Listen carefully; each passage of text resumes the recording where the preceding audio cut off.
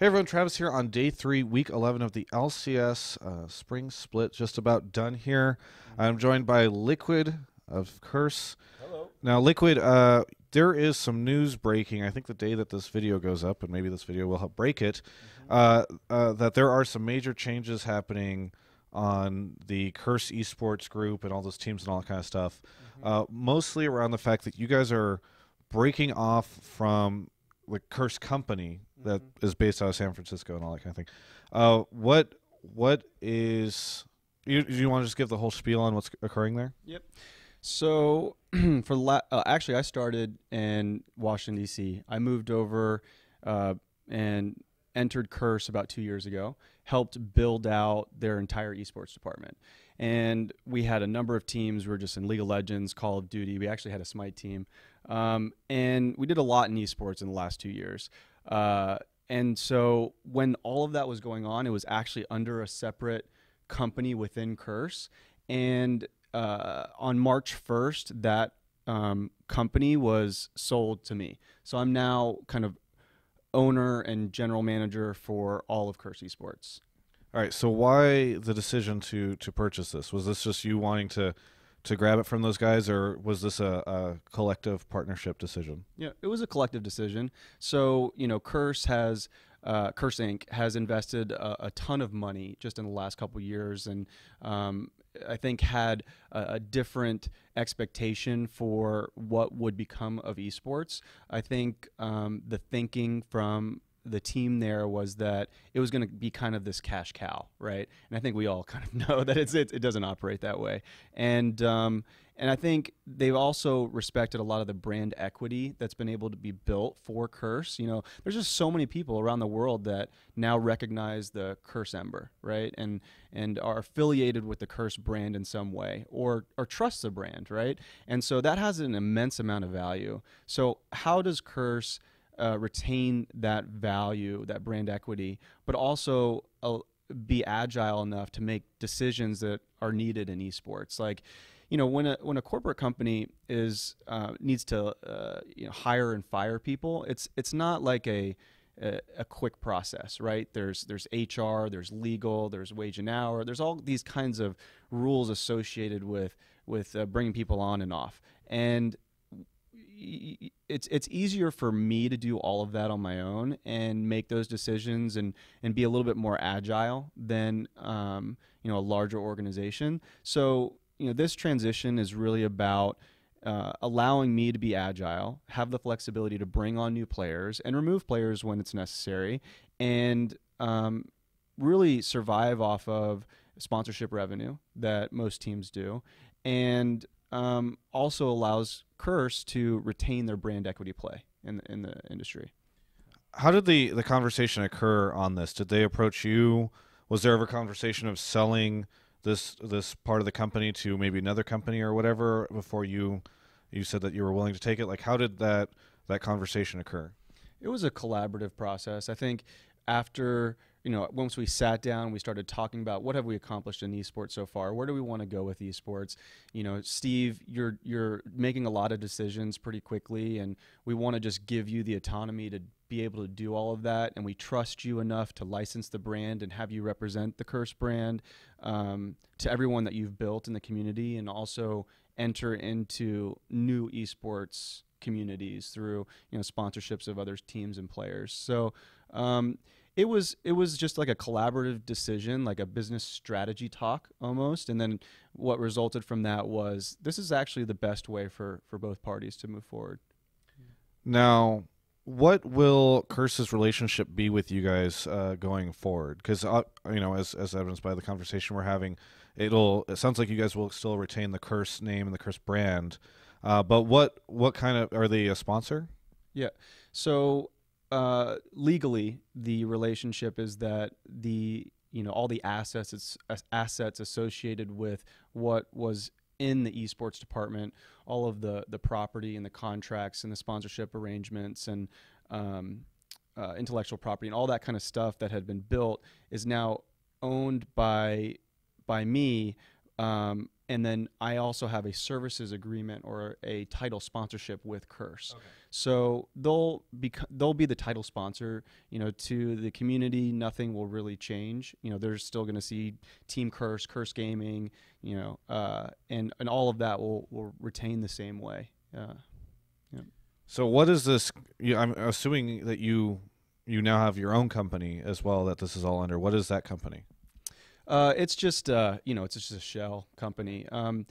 What's interesting is that a lot of esports companies kind of have their own name. Like Cloud9 sponsored by X or TSM sponsored by X, and in this instance, because of the really close relationship between myself and the Curse organization, they're really just licensing the naming rights to me. So everything will still be operating under the Curse name, but it will be owned by a company that I have ownership of and just has like a random name. What is the random name? Now I'm curious. It's generic. It's just competitive esports. It's just, it doesn't really mean anything. So was that where you like, what should I name this? And you're like, screw it, competitive esports? Yeah, I was like trying to get creative with it, and I was like, why get creative? No one's going to really know the name of the company anyway. Now, in an interview with my colleague Slasher that I believe should be published at the time of this interview, Donovan over at Curse had mentioned that they spent around $1 million on esports last year and didn't see a really big return from that. Is there a concern for you when you look at now that you own this division or the spinoff that lost so much money for Curse last year, that it will possibly do something similar for you this year? I'm confident that's not going to happen. Some of the business goals for generating revenue out of esports for Curse didn't end up panning out in that kind of direction, and certain investments were made in the last 2 years that didn't have a good ROI associated with it. And I've learned a lot over the last 2 years. I know what is able to generate revenue for an esports organization, and that's really sponsorships. Finding sponsors that the guys love, all the players and teams can authentically and in a very genuine way represent products and services, and doing that for a fair market value, and that and having the right set of sponsors that you can trust and work with and grow over time, and they're invested in you and vice versa. That's really what builds relationships or sustainability for the organization. So I've taken that approach, and that's really where we generate all the revenue from. Yep. Now, for whenever we look at, I don't know what just happened. The door, somebody peeked through the door, but then slowly closed the door. Yeah, exactly. It was very strange. Now, a lot of people have looked at what Alex Garfield has done with Good Game Agency, where he's licensed out brands to EG and Alliance, and thus now has connections to 2 different LCS teams. Is there a possibility that now that you own this shell company or whatever you want to call it, that you could branch out? You could have Curse be title sponsoring a bunch of teams one way, and then maybe you could end up working with and providing trying to find sponsors for other teams in the LCS or in other games or whatever. Yep. And there's a lot of different directions that I can go. What's important is that the foundation is there, the core is there, which is just having, a well-performing League of Legends team that's producing great content and doing good work for our sponsors and our fans. And then from that, I can look at other kind of revenue streams that may enter into the organization, and then and build out from there. And there's a lot of different options. Yes, what Alex has been able to do is great. There are some other things too. So we'll see. There's a lot of hope for the direction. But right now, I just want to focus on just finding the best players and teams to represent. Make sure that we're in some of the most popular esports titles that are out there. Now that I have a lot of the agility to do that, and then make sure I have representation, and then kind of build the business from there based on revenue or the net. Now, Curse, you guys have been able to bring in some pretty big sponsors, Nissan, Alienware, who I think is somewhat notoriously hard to get. They're pretty picky about who they sponsor. Is that at all based in part because of the fact that you guys were underneath the Curse company? And do you think that that will be an issue for you going forward if you don't have them there? I don't see it as an issue at all. Most of the sponsorships that I've been able to obtain have really been things that I've spearheaded, relationships that I've been able to foster. I feel very confident in my relationships within the industry, my ability to foster those and also seek new opportunities. So no, I don't see any issue with that. I think our current sponsor list, Nissan being one of them, we're working on a new activation that's going to be coming out soon for them. So they're super happy with the results that they've been able to achieve with their investment, and Alienware has been very happy as well. So from a sponsorship standpoint, they're still getting all the value that had existed before. There's still the Curse name. Everything is kind of the same. Now I can just employ the team's players and all of the talent within the company to achieve those goals. So, yeah. All right, so I think just yesterday, maybe even the day before, you guys announced an Oceanic League Legends team. You also teased that you'd be having a lot more announcements and acquisitions coming up soon. So just in terms of the Oceanic League team, why did you decide to go with that region, another league team, etc.? Just the Australian market is a good advertising market.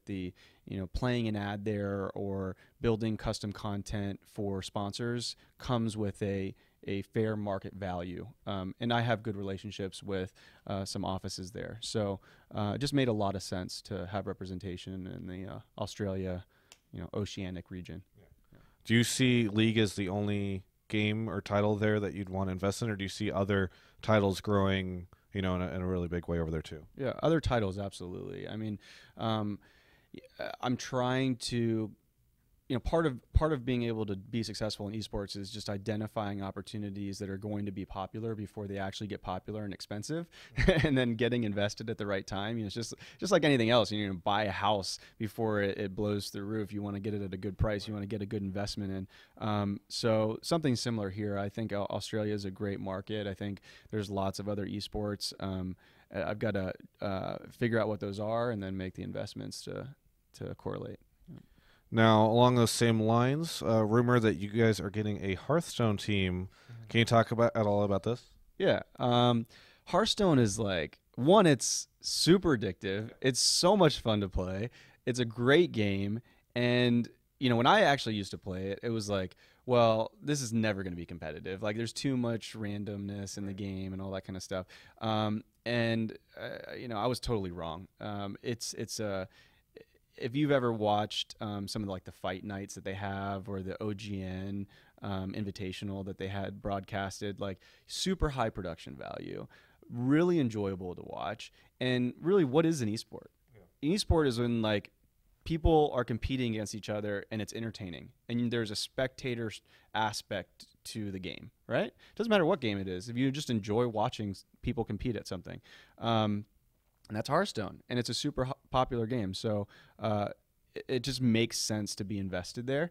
So I've been doing a lot of research, talking to various players, and just finding out who would be interested in forming a team to represent Curse in Hearthstone.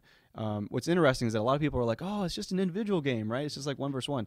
But there's actually some events that require a team in order. Like StarCraft, right? Yeah, exactly. So the team will compete and they'll earn points, and then that team will then, and I think that gets rid of some of the randomness associated with the game as well. So you're seeing Hearthstone move more towards this team of 4, I believe. I mean, they're still figuring it out, and it's very, everyone's running their own tournaments. MLG and Blizzard and OGN and ESEA, they're all invested in doing their own tournaments, and they're figuring out the best structure to do it. So just getting involved early, super excited about it. We just did our announcement today. Oh, very good. So people can check that out. Who, just for those that haven't seen the announcement, who all is on that team? So I'm currently negotiating contracts. The one player that we're announcing at this point is Shebix, okay. And he's great. very infectious personality, personable, really smart kid. He was ranked #1 in EU. He's like in the top 10 right now in Hearthstone. He's been just crushing it in Fight Night and some of the other tournaments that have been going on. Great on camera. Like, just makes a lot of sense. Like, he's just perfect for Curse. So presumably you'd get 3 more, right? Yes. Any chance for a Hearthstone House? We have another gaming house that we're about to open. We just signed the lease on. So where would that be located? I can't mention anything aside from that, unfortunately. But it's exciting. It's good to have another property where we can have other esports athletes, build content and train and compete and stuff in. Yeah, is that, I know that houses are really popular in League of Legends and also in StarCraft, but then in certain games like Dota, like Alliance, obviously, who won TI last year, doesn't even have a team house. Like, do you see a lot of value in that in other titles as well? It's interesting. It's like hit or miss, right? Like in Dota, that's the case. And then COD Champs, I don't know if you watch that, but Complexity won. They don't have a gaming house either. So, does a gaming house mean that you're going to compete better? Probably not. At least that's my opinion of it. But it's just easier from a business standpoint to invest in a house because you've got computers, you've got a network, you have sponsored gear, you have all that product, and you can just put it all in the house. You're not having to ship it out to everyone individually, and you can hire a manager to help create content and make sure that it gets produced, and you're releasing that at good times. So it just allows you to build like a foundation rather than having everybody all over the place. And I think my final question is that I have personally heard rumors that Curse will be joining Azubu and also be streaming on Azubu, and so I wanted to know if you could comment on that at all. All I can say is that like it's good to see not just Azubu but other streaming kind of companies, platforms, come into the marketplace. It's good to see that broadcasters or streaming personalities or esports athletes are now probably going to be able to get a more fair market value for their services. It's just business 101, right? Like there's just be more people involved in the industry and bidding on talent and stuff, which just it's good across the board. It allows companies to up their game and the services they provide. So we'll see what happens, but I'm excited about. So whenever Curse is looking at these other options, besides Twitch, would Curse ever consider Azubu as that other option? I mean, I can't really say like what direction we're headed in. All I can say is that I'm really happy to see a lot of different players in the market right now. I think it's good for everybody. I tried. Any final comments you want to say here at the end? I mean, I know when I read your Twitter, I just see nothing but Energems comments. So I feel like this is your moment to talk about the great product that is Energems. Yeah, I mean, Energems is a phenomenal sponsor. No, seriously, they're great sponsors because Energems is it's just like this. It's like this M&M, right? That has caffeine in it, and a lot of people like knock energy drinks, right? They're really bad for you and all this stuff. And I'm a coffee drinker, and like I had to worry about like staining my teeth and shit. But here you can just like pop a few Energems and it's like you get your caffeine fix. So it's a great product, great relationship. But all of our sponsors, Alienware and of course Curse, and we also have Absolute LoJack and Law Class. So it's in Nissan, of course. So it's great to see all these companies making investments for us. Yeah, and Cooler Master. Yeah, there you go. I think you hit them all. You're good. Yeah. Well, thank you so much for the interview. Really excited to see the direction that you are going to be able to take the whole brand and this group of teams, and excited to see what else you'll be announcing. Anything else? Any other teams besides the Oceanic League of Legends team and the Hearthstone team? Even if you can't tell me what they are. I'd love to have teams in every popular esport. Okay. I really would. What it ends up coming down to is that you've got to be on the ground floor. You got to know what teams can you pick up. All the contractual obligations that those teams may already have, those pre-existing relationships. You have to navigate that. You've got to also take in consideration like just who's good at the game at the time, right? And so you've got to kind of do this deep dive into the game and figure out and navigate the scene, and then from that determine, okay, well, this is like an opportunity to do a sponsorship. And it's just tough to have that kind of business intel in every esport simultaneously. So I'm kind of knocking out the ones that I'm closest to, and I'd love to like have a Dota team. I really would. It's just tough because like it's all relationships and knowing the contracts and stuff. So we'll see. I definitely want to get involved in other esports, and I will. We'll just give it some time. Yeah. Well, again, thank you so much for the interview. For everyone else, you can check out the rest of our coverage and the full article that discusses a lot of this stuff, including comments from Donovan over at Curse Inc. at ongamers.com.